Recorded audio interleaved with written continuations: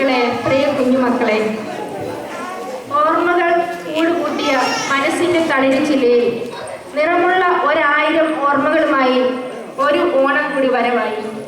പൂവിളിയും പൂനിലാവും പൂത്തുമ്പികളും പൂക്കളും വിരുന്നു വരുന്ന ഓണക്കാലം. കടന്നുപോയ നല്ല നാളുകളുടെ മധുര സ്മരണകൾ ഉണർത്തി സ്നേഹവും ഐശ്വര്യവും വാരിവിതറി ഓണം എത്തുകയായി.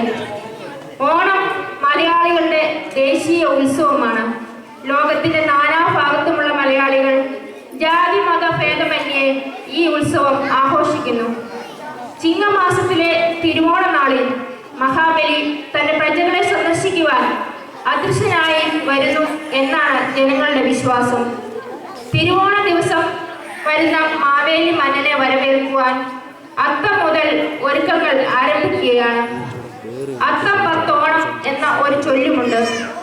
സമ്പൽ സമൃദ്ധമായിരുന്നു മഹാബലിയുടെ ഭരണകാലം.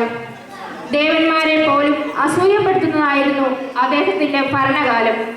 അക്കാലത്ത് മനുഷ്യർ എല്ലാവരും ഒരുപോലെ ആയിരുന്നു.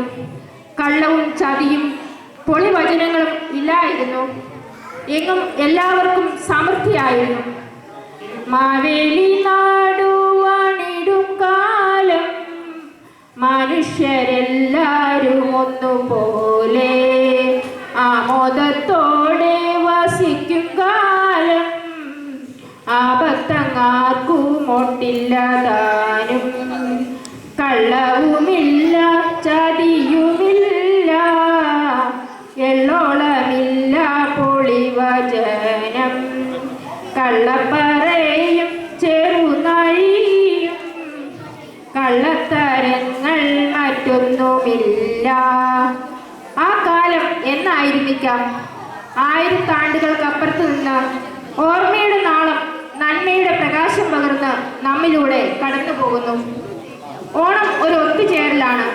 കുടുംബാംഗങ്ങൾ തമ്മിൽ, സുഹൃത്തുക്കൾ തമ്മിൽ, കുട്ടികൾ തമ്മിൽ, കേരളത്തിൽ ലോകത്തിൽ എവിടെയായിരുന്നാലും മനുഷ്യർ അല്ലെങ്കിൽ മലയാളികൾ മാവേലിയെ ഓർക്കുന്ന ദിവസം. എങ്ങും സന്തോഷം, ഉന്മേഷം, സമാധാനം, ഉണർവ്. ഒരുപാട് പൂപ്പാട്ടുകളും കളിപ്പാട്ടുകളും മലയാളികളിൽ സമ്മാനിച്ചതാണ് ഓണക്കാലം. കാലാകാലങ്ങളായി പാടിപ്പതിഞ്ഞ ഇവ വാമൊഴിയായി തലമുറയായി നമ്മൾ പങ്കിട്ടെടുത്തതാണ്. ഓണം ആത്മപരിശോധനയുടെ തിരിഞ്ഞുനോട്ടത്തിന്റെ കാലമാണ്. നമ്മുടെ കുട്ടിക്കാലത്തെ ഓണം തന്നെ എടുക്കാം. കാവും കുളവും കാക്കപ്പൂക്കൂട്ടവും തുമ്പയും തുമ്പിയും മുക്കുറ്റിയുമുള്ള ഗ്രാമഭംഗിയിൽ പൂന്നുള്ളാൻ ഓടി നടന്ന ബാല്യകാലം. എവിടെയും ആഘോഷങ്ങൾ. നാട്ടിൻപുറങ്ങളിൽ പുലികളിയും കുമ്മാട്ടിക്കളിയും തെയ്യവും ഓണത്തുള്ളലും ഓണത്തല്ലും. പെൺകുട്ടികളുടെ വകയായി കൈകൊട്ടിക്കളിയും തിരുവാതിരകളിയും. എങ്ങും ഉത്സവ പ്രതീതി.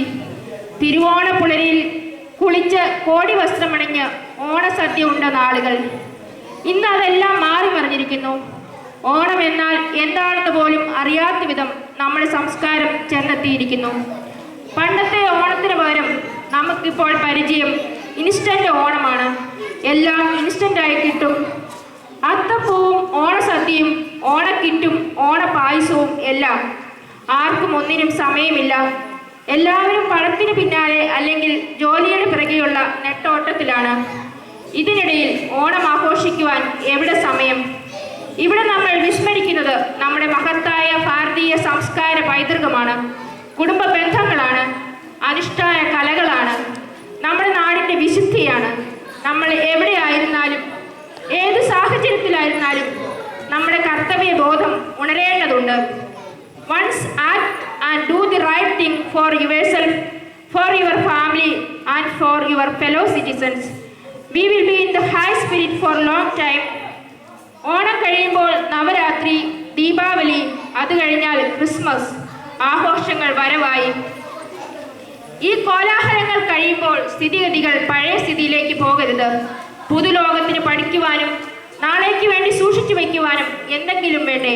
നമ്മുടെ മഹത്തായ പൈതൃകം നമ്മൾ ഈ തലമുറയിൽ നിന്നും അടുത്ത തലമുറയിലേക്ക് പകർന്നു നൽകണം. ഇല്ലെങ്കിൽ അത് നമ്മളോട് കൂടി ഇല്ലാതാകുന്നു.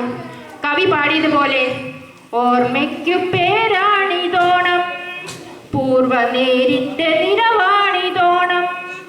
ഓർക്കുവാൻ എന്തെങ്കിലും വേണമെന്നുള്ള വാക്കിന്റെ നിറവാണിതോണം. ഓർമ്മയ്ക്കു പേരാണിതോണം. ഓണക്കാലത്ത് നമുക്കുണ്ടാകുന്ന ഉണർവ്, ഉന്മേഷം, സന്തോഷം, സമാധാനം അതെന്നും നമ്മുടെ ജീവിതത്തിൽ എന്നും ഉണ്ടാകണം. എങ്കിലേ കേരളം മഹാബലി അന്ന് വിഭാവനം ചെയ്ത സുവർണ ഭൂമി ആകുകയുള്ളൂ. ഓണക്കാലം കൊണ്ടുവരുന്ന ചേഞ്ച് ഇൻ മൈൻഡ്, അതായത് ഓണത്തിന്റെ ശക്തി, ആ ശക്തി പൂർണ്ണമായും സമാഹരിച്ച് ജീവിതകാലം മുഴുവൻ നമുക്ക് ഓണമാക്കാൻ കഴിയണം.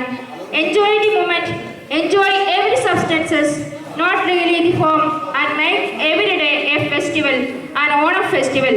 ഒരിക്കൽ കൂടി എല്ലാവർക്കും എൻ്റെ ഹൃദയം നിറഞ്ഞ ഓണാശംസകൾ. Thank U.